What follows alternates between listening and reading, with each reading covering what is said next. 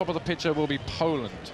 In lane number 2, Romania. In lane 3, Netherlands. Lane 4, Great Britain. Lane 5, Italy. And lane 6, in the pinkish boat closest to us, Germany. Now this is a crew that's going to be rebuilt, or is in the process of being rebuilt through to Beijing again. Steve Gunn looking after that. A very able coach. Coached the Silva brothers and myself back in Barcelona in 1992. Got a few results since then as well.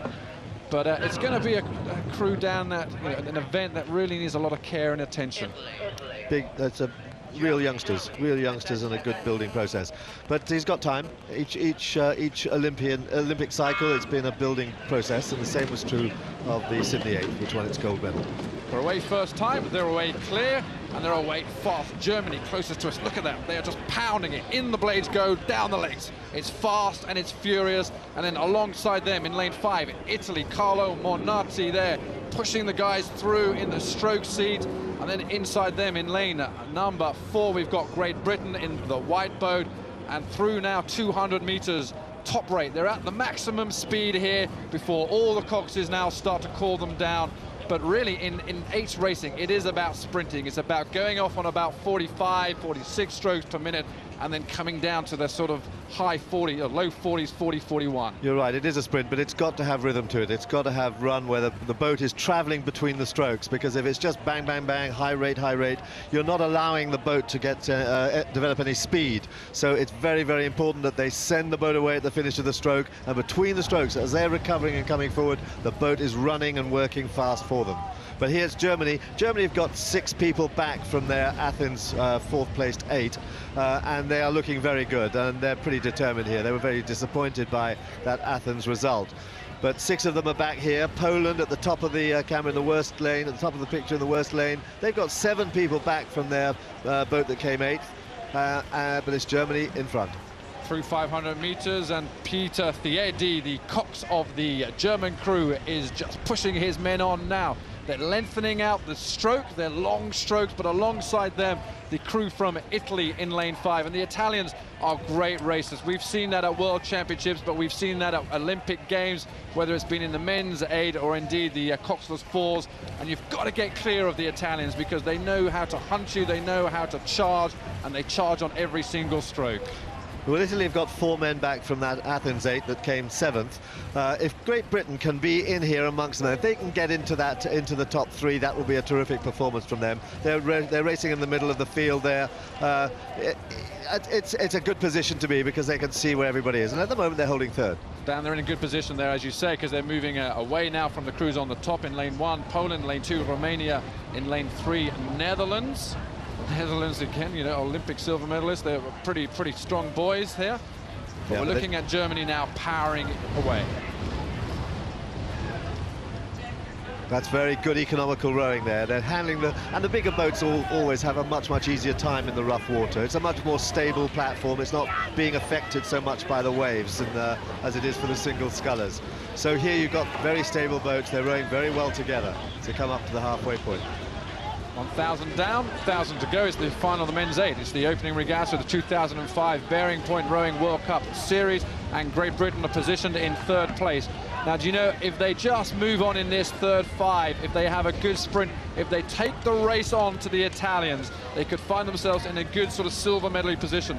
The thought really is, don't settle for bronze here, because you could get quite comfortable. You're clear of the crews behind you, and you're thinking these guys are too far ahead, whether it's Germany or Italy. They've got to hunt now the Italians, which they're starting to do. Well, Gary, just behind them they've got the Dutch, who are the Olympic silver medalists, although this is a completely new lineup. But the Dutch are always great racers, and they will push hard. They will push them very hard. But you're absolutely right. If they can take on Italy, and with Carlo Mornati, who was supposed to have retired actually, but he's still sitting there in the stroke seat of that boat, of that Italian boat, he will probably not be fully race fit. And you can see now that the Italians are beginning to struggle. They're finding it quite heavy there in the last part of the stroke. You see they're really tugging away at it, and the Great Britain 8 is just moving up stroke by stroke. Now, as a coxswain, this is where you can really make your name in the closing stages. Asa Nethercott is in the coxing seat of Great Britain. It's about moving them on there, it's bringing them all together, making sure they're doing it together and believing that they can create even more speed, because across all those boats there is one thing they have in common: it's absolutely painful.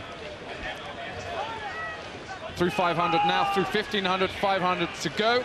And again, the race is just developing and developing. Now, all these crews would have started their sprint at about 600 meters out, but they're going to have to go again, because the British boat in the white there, in the middle of your picture, they're being pushed on by Netherlands in lane 3. So they've got to have one focus on the Italians ahead. They've got to have half an eye on the chasing crews and Netherlands behind them. And out front, in the pink boat, Germany continue just to power it. Watch down, look at their legs. Their legs go down, and they just hang off the blade, don't they? Well, also, if you look at the blades, they're still a bit messy there. They're not going in at the same time. They're not being carried at the same height, but they have got tremendous power. They are moving that boat along very well. But Great Britain really trying to push on the Italians. Asa Nevercott, who's another one of the Oxford boat race winners this year, he was the cox there for the last 3 years, pushing on now, 200 meters to go, and they can still make it against that Italian 8. 200 to go, and there's about a quarter of a length down for Great Britain off the silver medal position. They've got to now start to, as we say in the business, crank it up, keep the length, but to start to increase the rate speed. Out front in the pink boat, safely, comfortably, Germany. The Italians are hanging on. That is all they're doing, because they put their effort in the first 1,000 meters, and the Great Britain crew have to keep their head up because they're in the bronze medal position. They're clear of Netherlands. Germany take the gold, Italy are going to take the silver, and Great Britain will take the bronze medal. It's a great start for Great Britain there on this very long road to Beijing. They've got everything to be proud for there, because it was a push from the Netherlands in that closing stages. But on the day, the German crew from start to finish in first place. Yes, good performance though from Great Britain. They were not in the best of lanes. They were in the worst of the 3 lanes there, but they held on very, very well. They looked very cohesive in this last part, built it up very well over the last 500 meters. A lot to do, and a very